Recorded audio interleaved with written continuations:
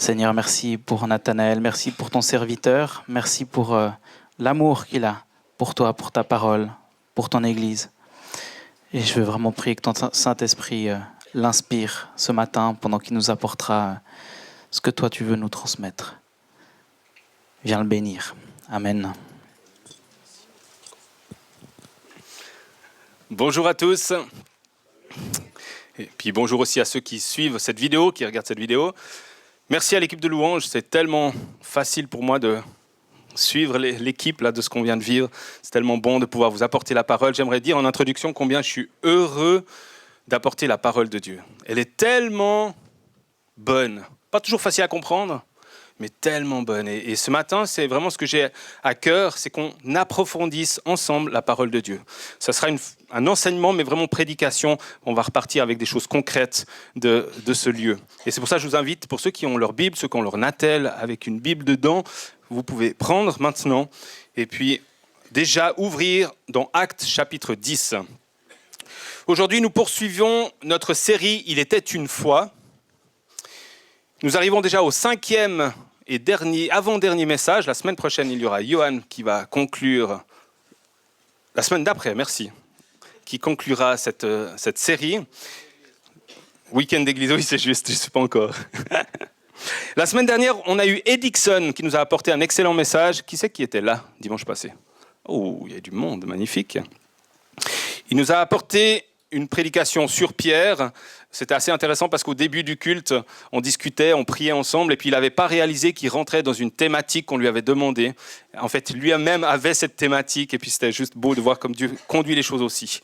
Et pour ceux qui n'étaient pas là, je vous invite vraiment à réécouter ou à écouter plutôt, ou si vous l'avez déjà entendu, de réécouter sa prédication, ça vaut vraiment la peine et c'est sur notre page YouTube. Dans le passage que nous allons lire ce matin, dans Acte 10, nous retrouvons Pierre qui est dans un moment totalement différent de son parcours. Il va vivre une expérience qui est bouleversante. Et je vais vous demander d'imaginer. Je n'ai pas de vidéo, je n'ai pas dans les illustrations, je ne serai pas très très bon ce matin. Donc imaginez. La parole de Dieu, de toute façon, elle a tout ce qu'il faut pour déjà comprendre et puis vivre d'une manière qui touche. Donc Pierre va vivre une expérience profondément bouleversante. Et le titre du message de ce matin qui va afficher, c'est « Quand Dieu élargit notre regard ». Et je suis convaincu qu'en 30 minutes, notre regard va être élargi. Je suis convaincu. Parce que la parole de Dieu ne laisse pas indifférent. Elle change. Et moi, j'aimerais que notre regard sur la vie puisse être élargi ce matin. Et je vous encourage déjà à dire « Ok, je suis d'accord, je suis prêt à me laisser un peu bouleverser, de voir comment Dieu voit au lieu de comment moi je vois. » Il y en a 2-3 qui sont d'accord avec moi? On essaye, allons-y. Pierre va vivre une révélation divine qui va élargir, mais pas juste un peu, élargir sa vision et il va transformer sa manière de considérer les autres. En nous appuyant sur cette expérience, nous verrons comment un tel changement de regard peut également transformer nos propres vies pour nous aujourd'hui. Et en préparant ce message, j'ai été tellement touché par le regard de Dieu sur l'être humain, sur moi-même. Et je l'ai noté en rigolant, je me suis dit, j'ai failli faire un appel et y répondre moi-même. Sérieusement, à la fois c'est drôle, puis à la fois c'est vrai, j'ai été touché comment Dieu nous voit, comment Dieu voit les êtres humains. Et le message sera structuré autour de 3 points. R pour renouveler, Dieu change notre regard, Acte 10, les versets 9 à 16. O pour obéir, sans obéissance, il ne se passe pas grand-chose. Santé, nous posons des actes qui franchissent des frontières, Acte 10, 19 à 29. Et troisièmement, I pour inclure, nous accueillons ceux que Dieu accueille déjà, Acte 10, 34 à 48. Comme ça, vous saurez quand j'arrive au bout, vous dites « Ah, il arrive à I, c'est bon, on arrive au bout. » Donc si vous voulez vous rappeler de ce message, comme je l'ai entouré, R-O-I, et on va se rappeler de chaque point. Premier point, R pour renouveler. Je vous invite à prendre votre Bible, je vais lire simplement, parce que c'est puissant. Chapitre 10, versets 9 à 16. Et on voit dans ce passage que Dieu va renouveler le regard de Pierre. C'est bon pour tout le monde? On y va. Pierre monta sur le toit vers la 6e heure pour prier. Il eut faim Et il voulut manger. Pendant qu'on lui préparait à manger, il tomba en extase. Il vit le ciel ouvert et un objet semblable à une grande nappe attachée par les 4 coins, qui descendait et s'abaissait vers la terre, et où se trouvaient tous les quadrupèdes et les reptiles de la terre et les oiseaux du ciel. Et une voix lui dit, « Lève-toi, Pierre, tue et mange. » Mais Pierre dit, « Non, Seigneur, car je n'ai jamais rien mangé de souillé ni d'impur. » Et pour la seconde fois, la voix se fit entendre à lui. « Ce que Dieu a déclaré pur, ne le regarde pas comme souillé. » Cela arriva jusqu'à 3 fois. Et aussitôt après, l'objet fut retiré dans le ciel. Verset 9, nous voyons Pierre qui monte sur le toit, il nous est dit à la 6e heure pour prier, c'est-à-dire vers midi, on y est bientôt. Et il a faim. Ça va, là, on a pris le petit déj pour certains, on n'a pas encore faim, on n'y est pas encore. Et, oui, il y en a qui ont faim, j'entends. Et il nous est dit qu'il monte sur le toit, dans le temps, dans le contexte de l'époque, le toit, c'est une terrasse. C'est un lieu où on peut être seul, où on peut avoir aussi un endroit où c'est plus frais. Dans le contexte, il fait très chaud, donc Pierre monte, il est seul, il est avec Dieu, il prie, et il y a un peu de fraîcheur. Et c'est dans ce contexte-là qu'il a cette vision. Le texte précise que Pierre avait faim, il voulait manger, mais il tomba en extase. Et j'aime bien parce que la vision qu'il va avoir est en lien avec la nourriture. Mais ce n'est pas la nourriture que lui aurait souhaité, ce n'est pas le bon poulet rôti qui lui apparaît. Et on va voir ça plus loin, ce que ça signifie.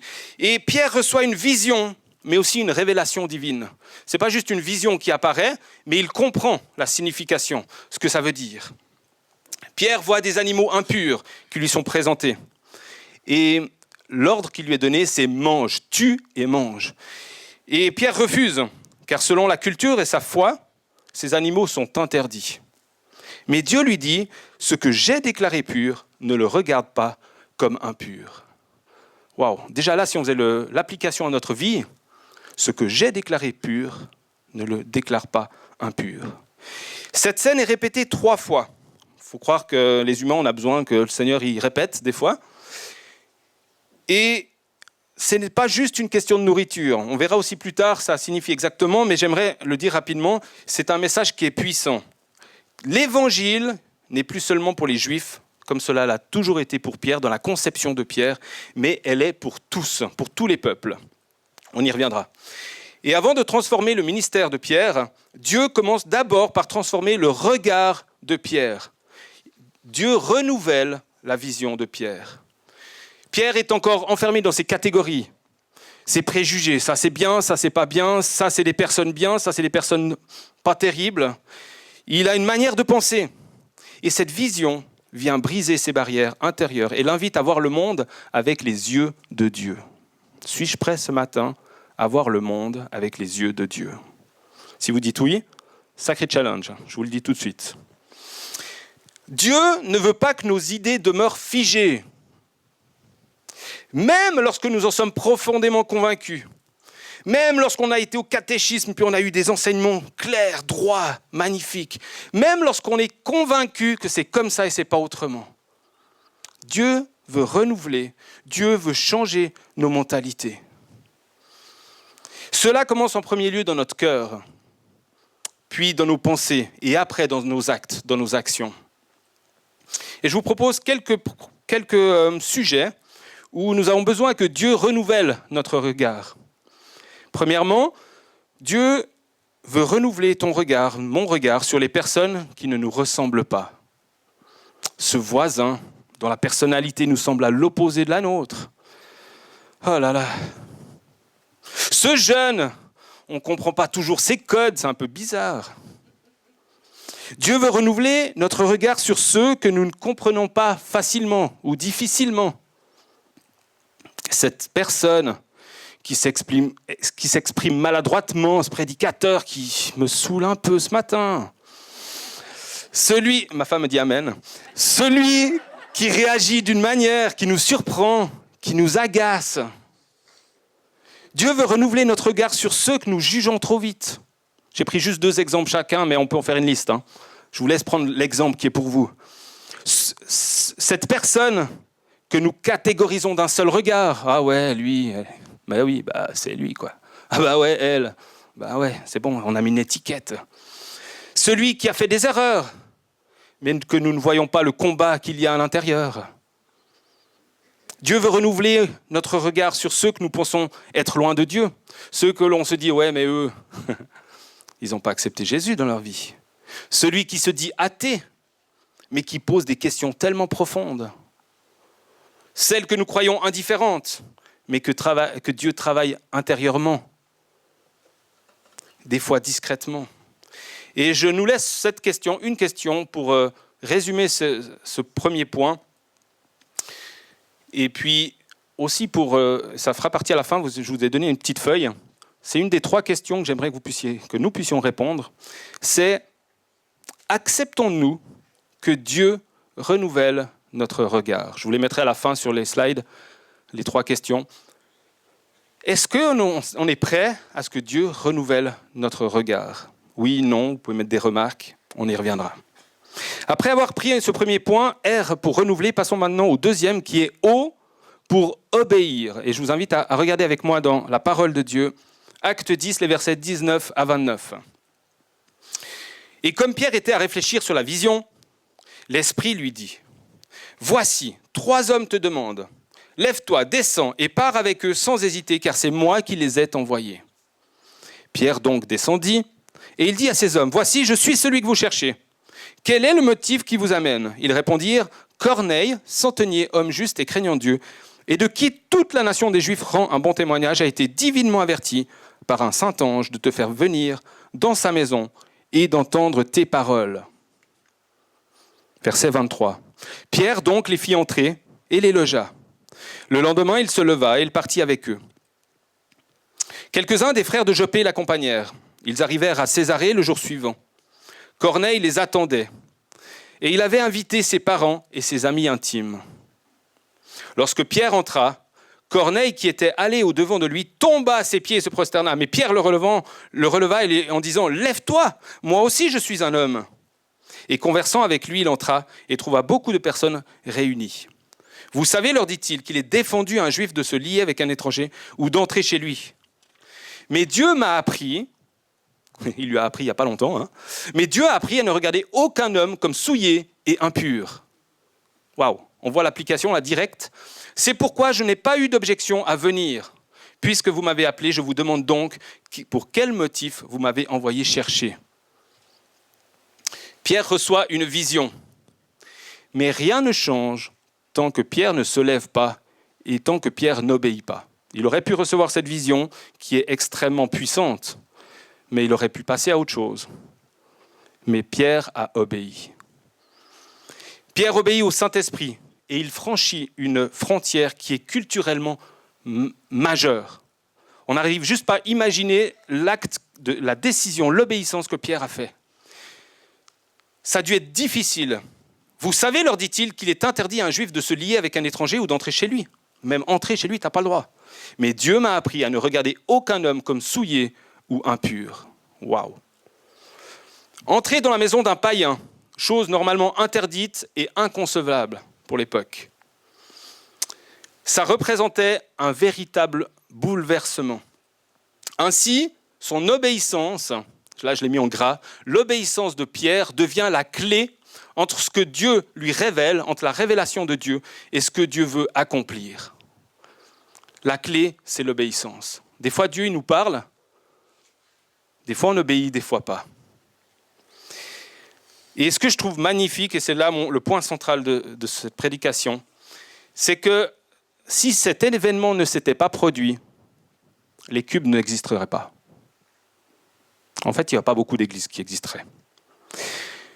Nous n'aurions sans doute jamais reçu l'annonce du salut, puisque l'annonce du salut était destinée au départ uniquement pour les Juifs.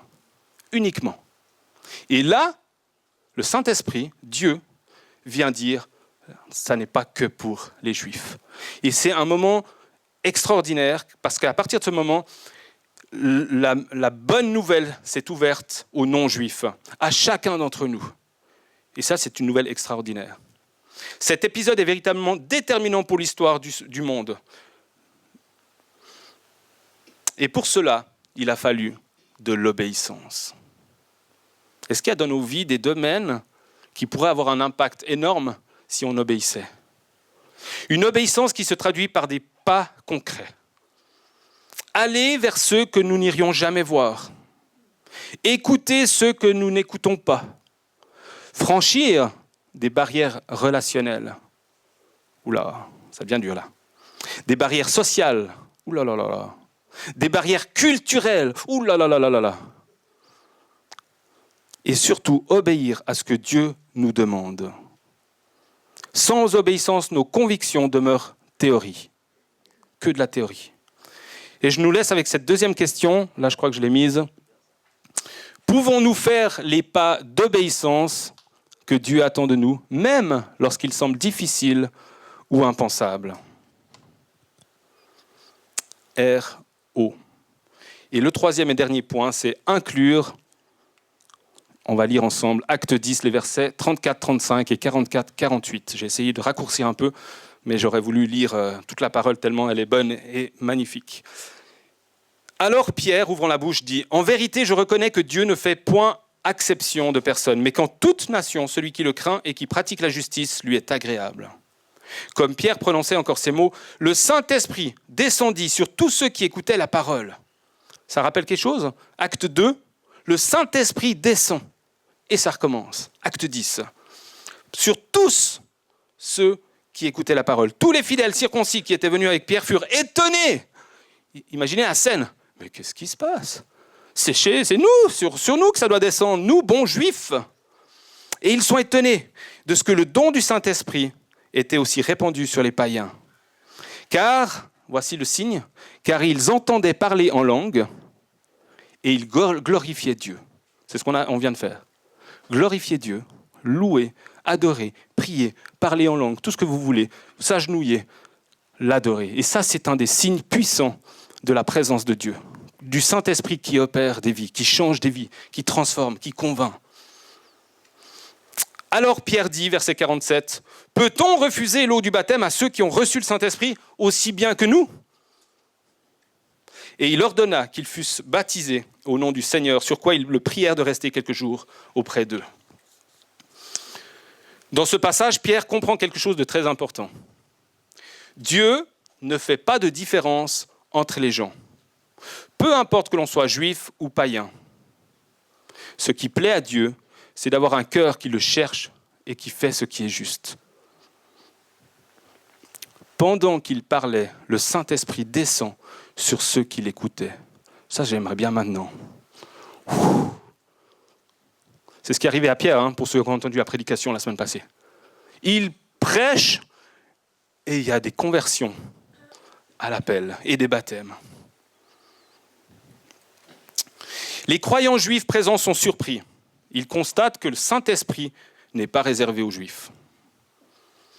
Mais il est offert à tous.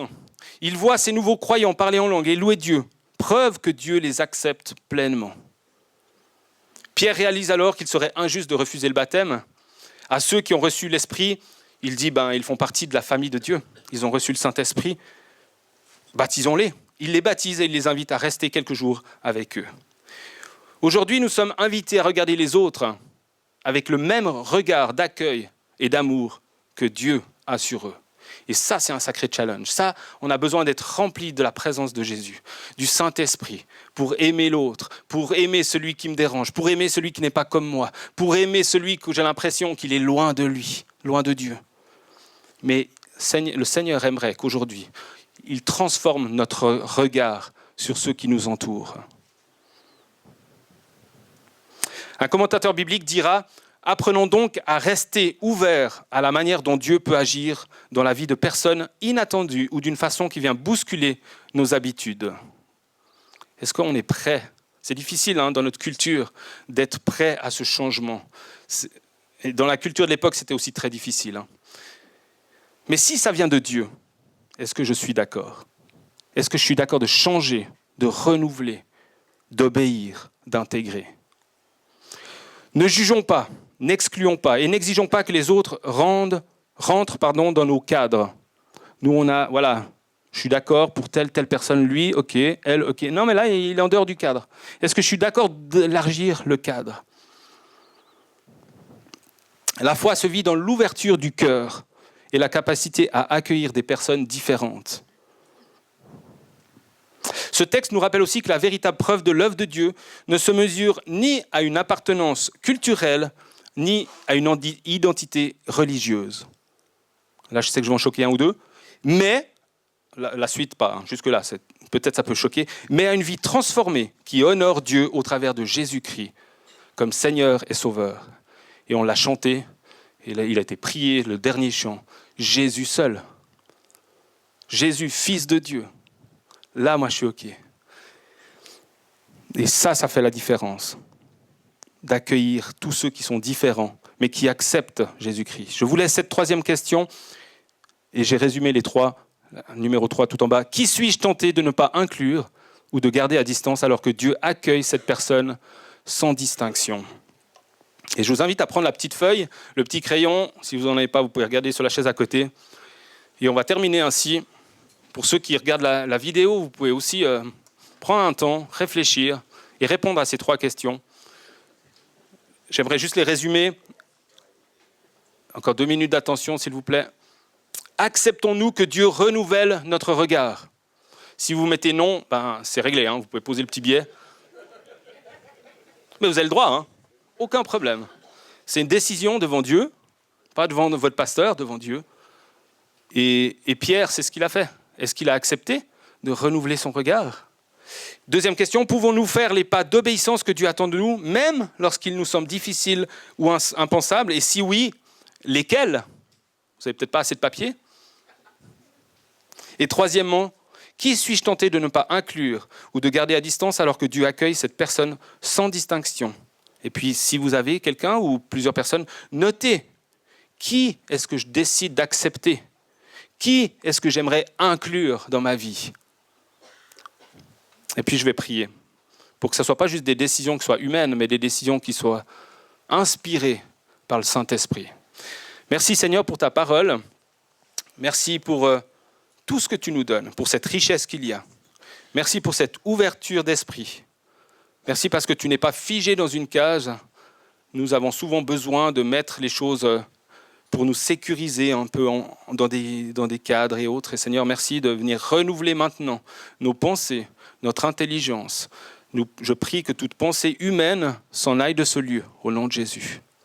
Que tu viennes renouveler nos regards, nos pensées par ton regard, par tes pensées, par tes désirs. Et Seigneur, que si ce matin, il y a une décision que nous devons prendre, qu'on puisse le prendre. S'il y a plusieurs décisions, qu'on puisse les prendre. Merci de nous aider à obéir à ta volonté, à ce que toi tu parles. Merci parce que tu es un Dieu qui parle personnellement. Et Saint-Esprit, je te demande maintenant que tu parles au cœur, que tu parles aux pensées, que tu nous inspires quelles sont les décisions à prendre. Au nom de Jésus-Christ. Amen.